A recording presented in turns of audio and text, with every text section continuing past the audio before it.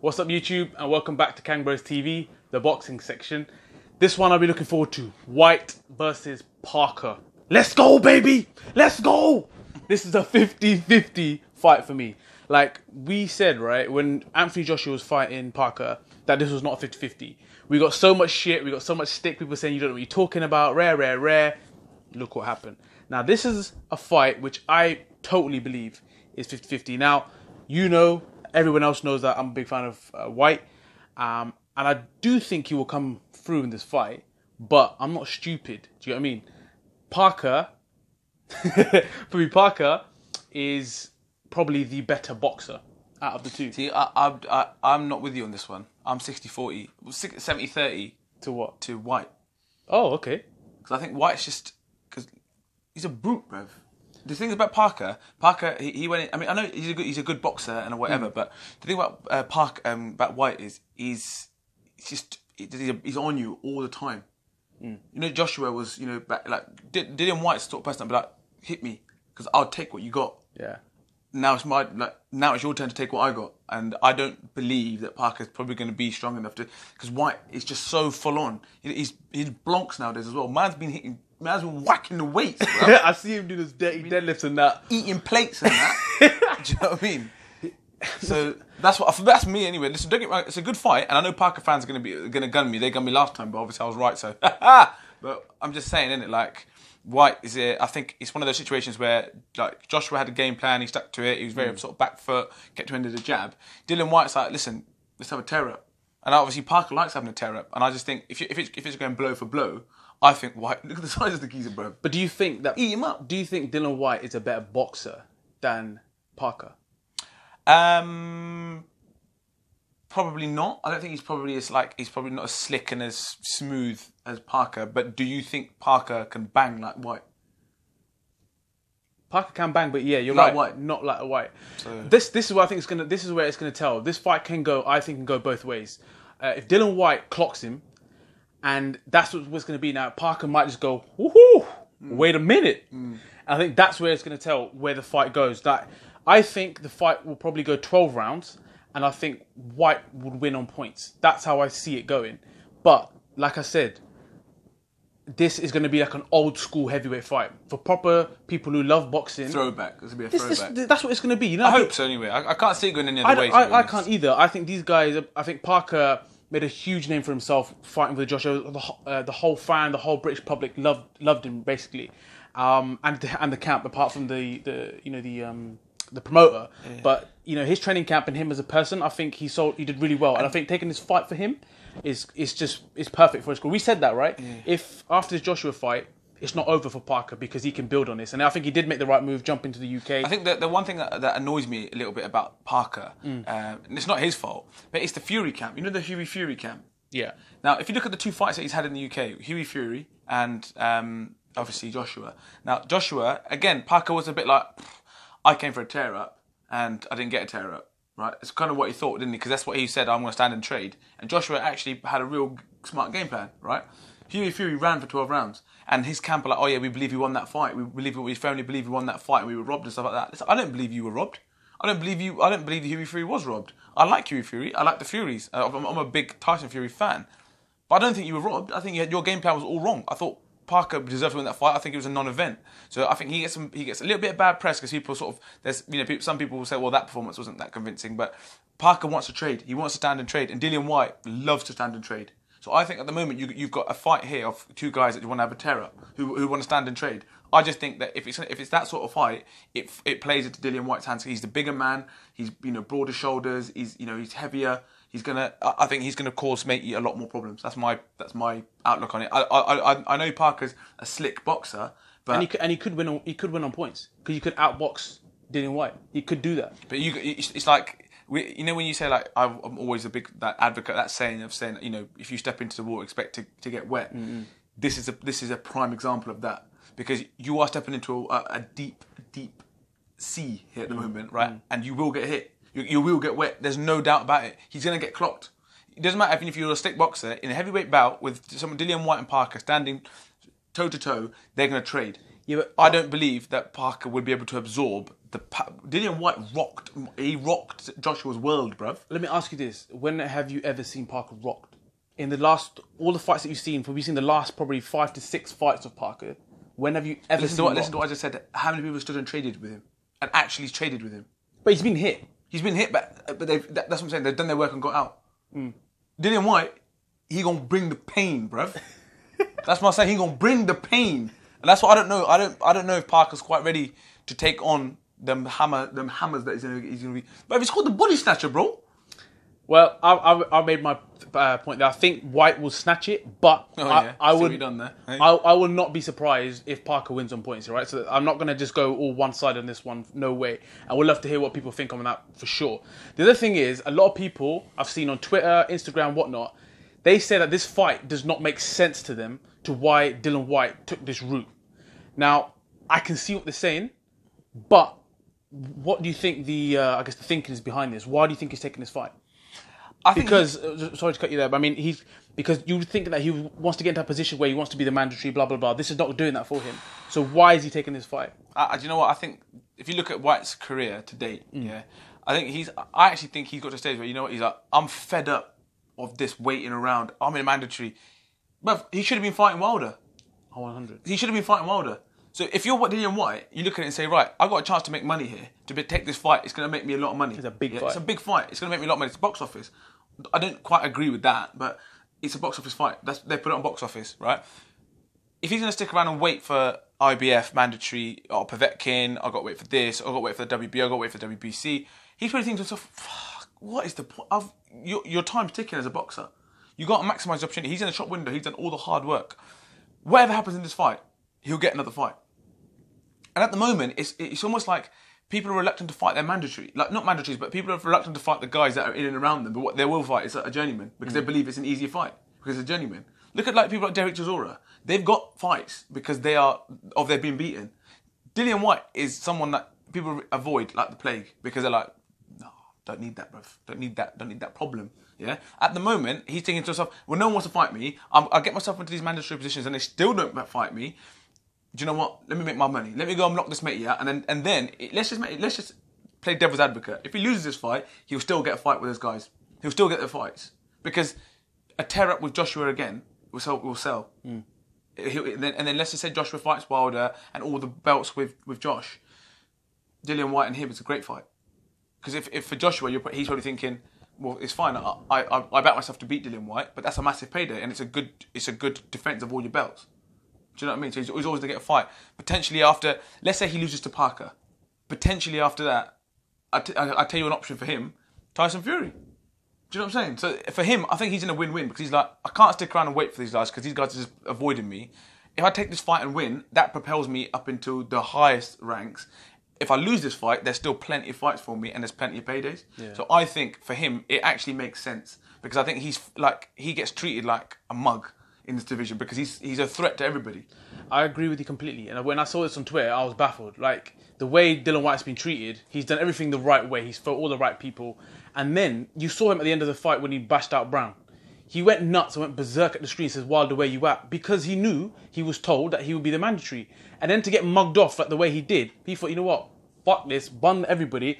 I'm going to do what I'm going to do. Because like you said, the career is too short and he can make these big fights whilst he can, whilst he's fit and healthy, take it. And like you said, as fans, we love this fight.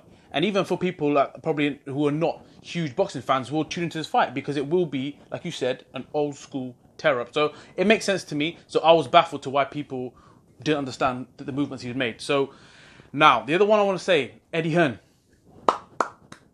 This undercard is nuts. Is nuts.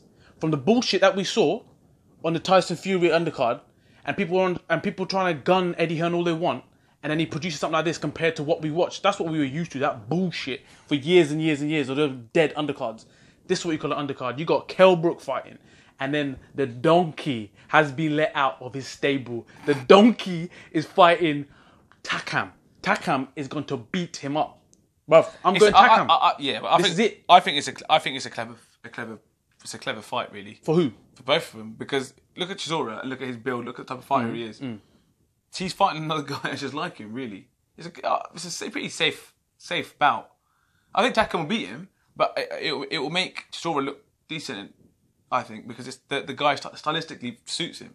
So you reckon Chisora will win this? No, I don't think he will win it. I think I think Takam will win, but I don't think it's as like risky as other fights, because I think that, you know, look at Takam, look at his build, look at his stature, the type of fighter he is. He's not going to really do much damage to Chisora, and it's a big name. If he does win that fight, he's back in the mix again, isn't he? Do you know who Takam's lost to? Takam's lost to I know. Parker, Anthony Joshua, and some other dude that I don't know, and that's it. That's it. Yeah, I know. Yeah, and now this is what I'm saying. Chisora, the donkey. Woo-hoo! Takam is a beast. He's a beast. I know. I'm not disagreeing with that. I just don't think it's like, because you see what I'm saying. Yeah. From Chisora's perspective, he's probably thinking, I take that fight. If Chisora's up for it, he trains and gets up for this fight, and he beats Takam, then boy. He looks a lot better Nick than I've seen him as well than before. I mean, don't get me wrong. That's because he's been eating in the stable. That's all he's been doing. Do you know what I mean? So, but I just don't. I don't think he's not. I think he will lose against Takam. I don't see him doing that. The other fight is Kell Brook versus Brandon. Is it Cook? Right? I don't know nothing about this guy. If people know about this guy, let me know. But from far as I know, he hasn't fought nobody. Now, what does this say for you, for Kell Brook? I mean, I love the fact that he's on this undercard. Like I said, I love Kell Brook. But this guy should be selling out arenas. He should be the main event, right? So I'm a bit confused. So I'll stop you there, right? Now, look at this is what you've just said. Now, does that not echo what Amir Khan's been saying for however many years? That Kell Brook's is not the main attraction. He's not as big as you think. Yeah, but I don't think Amir Khan is either. But Amir Khan fills arenas. Would you feel it now? Yeah, of course. Well, he's done it. He proved it. No, what was that against that? No, if he fights someone dead now, He fought a numpty and he filled an arena. Liverpool was buzzing for him because he's got a fan base. He's got a niche, isn't he? I hear you. I hear what you're saying. And that's what I'm saying. I think that's where like, I know everyone says it before, like, oh, Amir Khan, you know, he ducks and dives him, and to a certain degree, I believe that he does. But his PR, like, you know, people who look after him have done it quite well, because they're like, well, look, end of the day, Kell Brook's fighting who? Again, you know, somebody else you don't know in this weight division. I know he wants it's another tune-up fight or whatnot. He's had time out and stuff, but he's keeping busy. Do you know what I mean? Yeah, he's keeping busy. I just don't know. I don't know. His Kell Brook's career at the moment is just on the precipice, isn't it? It's like something's got to give now. He's either got to go and get a world title, or he's just gonna have to probably knock it on the head, because otherwise he's not, like you said, he's fighting on an undercard and he's got fighting a nobody on an undercard. So I don't know. It's just a bit risky. I'm a bit worried really for him at the moment. So we talked about the undercard. You've obviously got Conor Benn fighting, and you got Katie Taylor on that same undercard. Like I said, these are all fights that you actually want to tune into from the very beginning and watch till the end. And that's what I'm saying, Eddie Hearn. Hats off to you. That's the kind of boxing that fans and like us we want to see, right? And like, I'll go back to it again. Only a few weeks ago, we watched Tyson versus I won't call him Safari, but that's who he was fighting. I mean, what was that? Them mans were kissing, holding each other. If someone comes up to you halfway like this, I'll be biting off your nose. This man went halfway like he's in, like, what's that, Love Island or something, meeting him halfway. He actually went for it, innit? He was just like, oh, is this going to happen? Now, Tyson Fury is your boy. Yeah? I'm going to say he's your boy. Now, you talk to me about that bullshit performance, that fight, what he was doing. It was almost like it was a show. He was looking outside the ring, watching man scrap each other. Now, first of all, I'll go back to the card. Dead. Dead. The fight, dead. Yeah, Tyson Fury's performance, dead. Now you come on, talk to me, bro. This is your man. How many? Look, here comes the bullshit. No, it's not. But this is as Rafa would say. This is fact. This is fact. Okay, this is a Rafa fact. How many people tuned into that fight? Do you know? Bro, I don't know. 814,000. Look how he knows the number as well, the exact number. So. But keep it moving, yeah. No, but you talk about him about his performance. Bruv, listen, he's been out of the ring for 2 years. I hear that. And they handpicked this guy, a cruiserweight. Like, listen, I don't know. I didn't pick the fight in it. Do you know what I mean? I'm not promoting it. But what I'm saying is, he come in there. He shed a lot of weight. There's still a lot to be shed. Yeah, he's not. I don't think he's ready. He's not ready for the elites yet. But listen, he's on a journey back. So. It proves that, listen, people tune in to watch him, which they did. The numbers prove it. The arena was packed out. People were disappointed, but he's back. So, you know, in the day, listen, you can't rush it back. You know that. Otherwise, you end up like David Hay. For me, is that, okay, I get you coming back, but you've just fought in a cruiserweight to come back, and I'm sure there's different heavyweights you could have fought to come back. There is a certain level. I'm not saying go whack straight into it. I'll get that, but for me, this was just a non-event. And the way the build up to it, you're picking matey up, you're lipsing him. I don't know what you do. I don't know what is going through the guy's head sometimes. I don't know, innit? I don't know that. I can't comment on that at present. At present, I cannot comment on that. But what I can comment on is I'm talking facts, but I'm talking numbers. I'm talking facts. He's still undefeated. He's still, numbers were on the table as viewers view the event. So the comeback trail is firmly on at the minute. Present. Yeah, I mean he's back and he's causing havoc already. Like, listen, you gotta love the guy for that. No, right? Listen, he put a video about talking to Deontay Wilder, and then one was like, "I want to punch Tony Bellew in the face." Yeah. and to be fair, listen, this is another thing. So being my bonnet, yeah, Tony Bellew, he's going on like he's actually a boss, yeah. I see what he's doing. There's money to be made, Tony, and that's cool. But listen, he goes, yeah, I will not fight Deontay Wilder. Why did he say that? He goes, because he put his arm around me and he goes, and it came around and tickled me around the throat, yeah, or my chin or something, yeah. He goes, Anthony Joshua, it's my boy, I ain't gonna fight him. He's not your boy, bruv. You just shook, yeah. And it's fine. He's not your boy, bruv. Nah, come on, man. I think they obviously know the same circle, blah blah blah. He's not your boy, bruv. He's not your boy, yeah. He's not your boy. So just let that go, yeah. But listen, he saw Deontay Wilder, and literally, when he was on Twitter and that, he's giving it large, innit? And then, bruv, when he saw him, I should have, would have Honda. Forget it, bruv. No, not for me. But, yeah, Tyson Fury's, the same height? 6'8", 6'9"? Yeah, he's tall. So at what point did you think that when Tyson Fury puts his arm in, that he can take you around the chin? I hear you. So what he's saying is, I don't want to get banged by Deontay Wilder. I don't want to get banged by Joshua, but Tyson Fury's not known for banging. Yeah, that's it. So he's thinking, I can make a payday. He's not stupid. Yeah? He's not stupid. But don't give it large, innit? That's what I'm saying. Just don't give it the fucking big one, bro. Because, yeah, but Anthony Joshua's my mate. I'd never fight him, he's my mate. He's not your mate, bro. You're shook. Anyway, he's giving it large to Deontay Wilder. Deontay, this one he's here. I'll take him, fight him. Or when I saw him, he was tickled my chin. You shook, bro. Yeah, and that's fine. It's understandable because you're a cruiserweight. Do your cruiserweight thing. You're a champion in the cruiserweight. Go and fight Adonis. Yeah. Adonis Stevenson put you on your ass. Go sort that out first, innit? I think it does still light heavy though. I'm not sure, but whatever, bro. Yeah. Adonis put you on your ass, innit? You still got some beef to sort out there. There's a big fight in the cruiserweight. I think it's Usyk and the other mate. I can't remember his name now. So that could be a possibility for him. But let's wrap this video up. I mean, let us know your thoughts. This is the build up to the Whyte-Parker fight. Let us know your predictions because, like we said, we got a lot of stick for the Parker and Joshua one. This one, I believe, 50-50. He thinks it's 60-40, 70-30 to Dillian Whyte. I think Dillian Whyte, yeah. So let us know your views on this one. I'll be interested to read those and see how we get on. And also, just a quick question from me would be, I would love to hear people's thoughts on Tyson Fury and what the path should be for him. I'm buzzing to have him back in the scene. Listen, I'm a big fan. I think he's good for the division. And it showed that, what he brings is different to what the other guys bring, the other champions and stuff like that. What's the route he should take? Should he go in there now and take on Tony Bellew? Should he be looking to fight a Chisora again? Or, what should he be doing next? Because that's my interest. So let us know what you think. And don't forget to share, like, and subscribe. Peace. Peace.